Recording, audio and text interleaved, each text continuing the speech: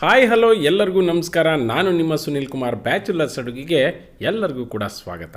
ಸ್ನೇಹಿತರೆ, ಸ್ವೀಟ್ ಅಂದರೆ ಯಾರಿಗಿಷ್ಟ ಇಲ್ಲ ಹೇಳಿ. ಅದರಲ್ಲೂ ಕೂಡ ವೆರೈಟಿ ಸ್ವೀಟ್ ಇದ್ದರೆ ಅದ್ರ ಮಜಾನೇ. ಇದು ಬೇಸಿಗೆ ಕಾಲ. ಈ ಬೇಸಿಗೆ ಕಾಲದಲ್ಲಿ ಯಾವುದೇ ಸ್ವೀಟನ್ನು ಕೂಡ ಹೊರಗಡೆಯಿಂದ ತಂದು ತಿಂದರೆ ಅದು ಆರೋಗ್ಯಕ್ಕೆ ಒಳ್ಳೆಯದಲ್ಲ. ಮನೆಯಲ್ಲೇ ನಾವು ಹಲವಾರು ಸಿಹಿ ತಿಂಡಿಗಳನ್ನು ತುಂಬ ಈಸಿಯಾಗಿ ಮಾಡಬಹುದು. ಅದರಲ್ಲಿ ಒಂದು ಹಲ್ವಾ, ಅದರಲ್ಲೂ ಕೂಡ ಬಾಂಬೆ ಹಲ್ವಾ ಅಂದರೆ ಅದರ ರುಚಿನೇ ತುಂಬ ಚೆನ್ನಾಗಿರುತ್ತೆ. ಈ ಥರದ ಸ್ವೀಟ್ನ ಸಾಕಷ್ಟು ಜನ ಮಾಡಿರ್ಬೋದು ಸ್ನೇಹಿತರೆ. ಆದರೆ ನಾನು ತುಂಬ ಸಿಂಪಲ್ಲಾಗಿ ಹಾಗೆ ಈಸಿಯಾಗಿ ಮನೆಯಲ್ಲೇ ಇರುವಂತಹ ಪದಾರ್ಥಗಳನ್ನು ಉಪಯೋಗಿಸ್ಕೊಂಡು ಮಾಡುವಂತಹ ರೀತಿಯನ್ನು ತೋರಿಸ್ಕೊಡ್ತಾ ಇದ್ದೀನಿ. ಮತ್ತ್ಯಾಕೆ ತಡ, ಬನ್ನಿ ವಿಡಿಯೋ ನೋಡೋಣ ಹೇಗೆ ಮಾಡೋದು ಅಂತ. ಮೊದಲನೇದಾಗಿ ನಾನೊಂದು ಪಾತ್ರೆಯನ್ನು ತೊಗೊಂಡಿದ್ದೀನಿ.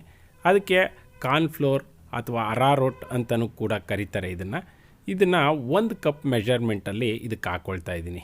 ನೆನಪಲ್ಲಿರಲಿ, ಈ ಕಪ್ಪನ್ನು ಯಾವುದೇ ಕಾರಣಕ್ಕೂ ಕೂಡ ನೀವು ಮರಿಬಾರ್ದು. ಆ ಒಂದು ಕಪ್ಪು ಮೆಜರ್ಮೆಂಟು ತುಂಬಾ ಯೂಸ್ಫುಲ್ ಅಂತ ಹೇಳ್ಬೋದು. ಆನಂತರ ಇದಕ್ಕೆ ಸುಮಾರು 1 ಕಪ್ನಷ್ಟು ಮೊದಲೇ ನೀರನ್ನು ಹಾಕ್ಕೊಂಡಿದ್ದೀನಿ. ಅದನ್ನು ಹಾಗೆ ಕದಡಿ ಅದರಲ್ಲಿ ಯಾವುದೇ ರೀತಿಯಾದಂಥ ಗಂಟುಗಳು ಬರದ ಹಾಗೆ ಮಾಡ್ಕೊಳ್ಳಿ. ಸೊ ನಾನಿಲ್ಲಿ ಎಷ್ಟು ಕಪ್ ಮೆಜರ್ಮೆಂಟ್ ನೀರು ಹಾಕ್ಕೊಳ್ತೀನಿ ಅಂತ ನೀವು ಗಮನಿಸಿ. ಮೊದಲು 2 ಕಪ್ ಹಾಕ್ಕೊಂಡಿದ್ದೀನಿ, ಇದು 3ನೇ ಕಪ್ಪು.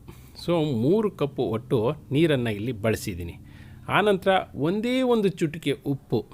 ಈ ಉಪ್ಪನ್ನು ಯಾಕೆ ಹಾಕ್ಕೊಳ್ಳೋದು ಅಂತ ಹೇಳಿದ್ರೆ, ಆ ಸಕ್ಕರೆಯ ಅಂಶದ ಜೊತೆಗೆ ಸಣ್ಣ ಪ್ರಮಾಣದ ಉಪ್ಪು ಟೇಸ್ಟನ್ನು ಡಬಲ್ ಮಾಡುತ್ತೆ. ಸ್ನೇಹಿತರೆ, ಇದಕ್ಕೆ ನಾನು ಫುಡ್ ಕಲರ್ ಹಾಕ್ಕೊಳ್ತಾ ಇದ್ದೀನಿ. 2 ತೊಟ್ಟಿನಷ್ಟು ಫುಡ್ ಕಲರ್ನ ಹಾಕ್ಕೊಳ್ತಾ ಇದ್ದೀನಿ. ಇದೇನು ಸರ್ ಫುಡ್ ಕಲರ್ ಆರೋಗ್ಯಕ್ಕೆ ಒಳ್ಳೆಯದಲ್ಲ ಅಂತ ಹೇಳಿದ್ರೆ ಇದಕ್ಕೆ ಬಳಸಲೇಬೇಕು, ಹಾಗಾಗಿ ಹಾಕ್ಕೊಂಡಿದ್ದೀನಿ. ನಂತರ ಒಂದು ಪಾನ್ಗೆ ಸಕ್ಕರೆಯನ್ನು ಹಾಕ್ಕೊಳ್ತಾ ಇದ್ದೀನಿ. ಸೇಮ್ ಕಪ್ ಮೆಜರ್ಮೆಂಟಲ್ಲಿ 2 ಕಪ್ನಷ್ಟು ಸಕ್ಕರೆ ಹಾಕ್ಕೊಂಡಿದ್ದೀನಿ. ನಂತರ ಇದಕ್ಕೆ 2 ಕಪ್ನಷ್ಟು ನೀರನ್ನು ಈ ಸಕ್ಕರೆಗೆ ಹಾಕ್ಕೊಳ್ತಾ ಇದ್ದೀನಿ. ನೆನಪಲ್ಲಿರಲಿ, ಈ ಕಪ್ ಮೆಜರ್ಮೆಂಟ್ನ ಸಂಪೂರ್ಣವಾಗಿ ವಿಡಿಯೋ ಮುಗಿಯೋವರೆಗೂ ಕೂಡ ನೀವು ಗಮನಿಸ್ತಾ ಇರಬೇಕು. ಸೊ ನೀರನ್ನು ಹಾಕ್ಕೊಂಡು ಇದನ್ನು ಚೆನ್ನಾಗಿ ಕುದಿಸ್ಕೊಳ್ಳೋಣ. ನೆನಪಲ್ಲಿರಲಿ, ತುಂಬ ಹೊತ್ತೇನು ಕುದಿಸ್ಬೇಕಾಗಿಲ್ಲ. ಸಕ್ಕರೆ ಕರಗೋವರೆಗೂ ಇದನ್ನು ಕುದಿಸಿ, ಹಾಗೆ ಇದನ್ನು ಕೈಯನ್ನು ಯಾವಾಗಲೂ ಈ ರೀತಿಯಲ್ಲಿ ನೀವು ಒಂದು ಸೌಟಿನ ಸಹಾಯದಿಂದ ಆಡಿಸ್ಕೊಳ್ತಾ ಇರಿ. ನೋಡಿ, ಸಕ್ಕರೆ ಎಲ್ಲ ಕರಗಿದೆ, ಈಗ ಕುದೀತಾ ಇದೆ. ಈಗ ನಾವು ಮಾಡ್ಕೊಂಡು ಬಂದಿರುವಂಥ ಟೆಕ್ಸ್ಚರ್ ಏನಿದೆ, ಈ ಒಂದು ರಸವನ್ನು ಇದರೊಳಗಡೆ ಹಾಕ್ಕೊಳ್ಳೋಣ. ನೋಡಿ, ಒಟ್ಟು ನಾನು ಇಲ್ಲಿ ಬಳಸಿರುವಂತಹ ನೀರಿನ ಪ್ರಮಾಣ ನಿಮಗೆ ನೆನಪಲ್ಲಿರಲಿ.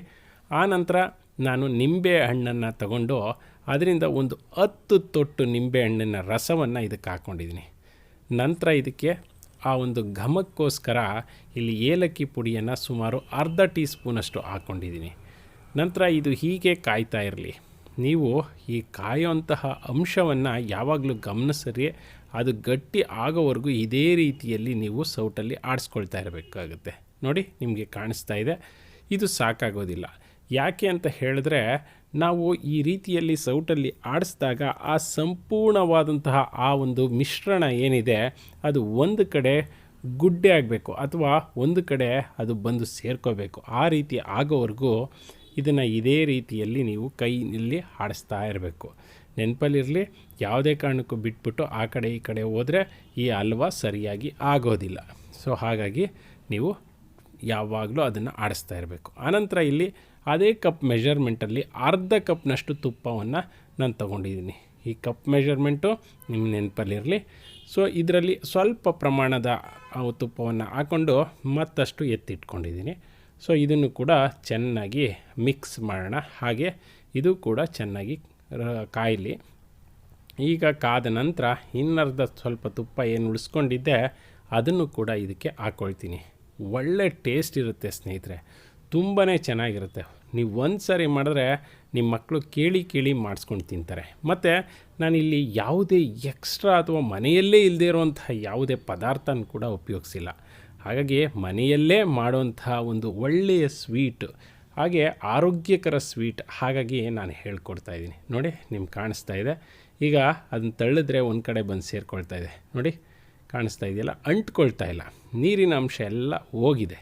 ಸೊ ಇದು ಹೆಚ್ಚು ಕಡಿಮೆ ಕರೆಕ್ಟ್ ಒಂದು ಮೆಜರ್ಮೆಂಟ್ಗೆ ಬಂದಿದೆ ಅನ್ನೋ ಥರ ನಿಮಗೆ ಕಾಣಿಸ್ತಾ ಇದೆ.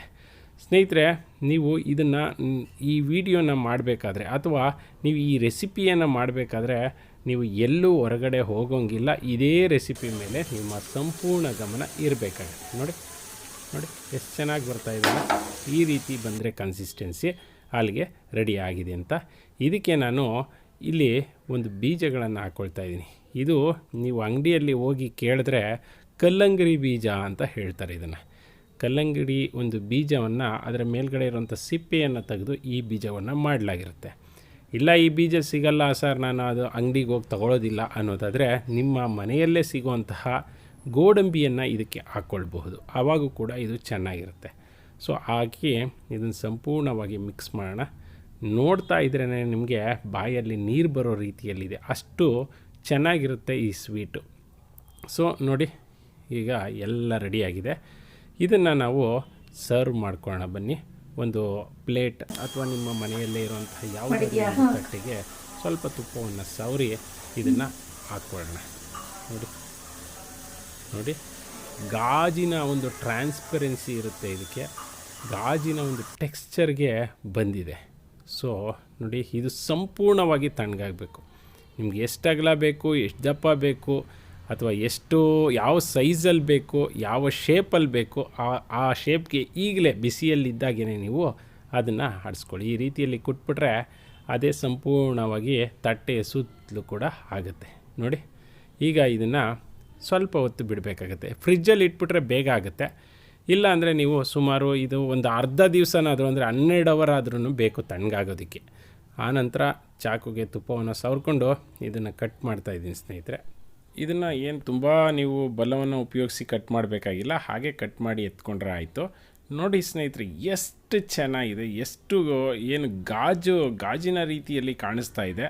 ನಿಜವಾಗ್ಲೂ ತಿಂದರೆ ಕೂಡ ಸ್ಪಾಂಜಿಯಾಗಿರುತ್ತೆ. ನೋಡಿ ಎಷ್ಟು ಚೆನ್ನಾಗಿದೆ. ನೋಡಿದ್ರಲ್ಲ ಸ್ನೇಹಿತರೆ, ಇವತ್ತು ನಾನು ಮಾಡಿದಂತಹ ಈ ಸಣ್ಣ ವಿಡಿಯೋ ನಿಮಗೆಲ್ಲ ಇಷ್ಟ ಆಯಿತು ಅಂದ್ಕೊಳ್ತೀನಿ.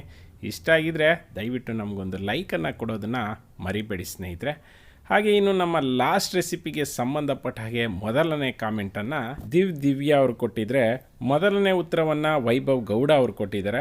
ಯಾರೆಲ್ಲ ನಮ್ಮ ಪ್ರಶ್ನೆಗಳಿಗೆ ಉತ್ತರಿಸಿದ್ದೀರಾ, ನಮಗೆ ಲೈಕ್ ಬಟನ್ನ ಕೊಟ್ಟಿದ್ದೀರಾ, ಹಾಗೆ ನಮ್ಮ ಚಾನಲ್ಗೆ ಸಬ್ಸ್ಕ್ರೈಬ್ ಆಗಿದ್ದೀರಾ, ಅವರೆಲ್ಲರಿಗೂ ಕೂಡ ನಮನಗಳನ್ನು ಸಲ್ಲಿಸುತ್ತಾ ಇವತ್ತಿನ ಪ್ರಶ್ನೆ ಏನಪ್ಪ ಅಂದರೆ ಸ್ನೇಹಿತರೆ, ನಾನು ಈ ಒಂದು ರೆಸಿಪಿಗೆ ಎಷ್ಟು ಕಪ್ನಷ್ಟು ನೀರನ್ನು ಬಳಸಿದ್ದೀನಿ ಅಂತ ನೀವು ನನಗೆ ಹೇಳಬೇಕು. ಜೈ ಹಿಂದ್, ಜೈ ಕರ್ನಾಟಕ ಮಾತೆ.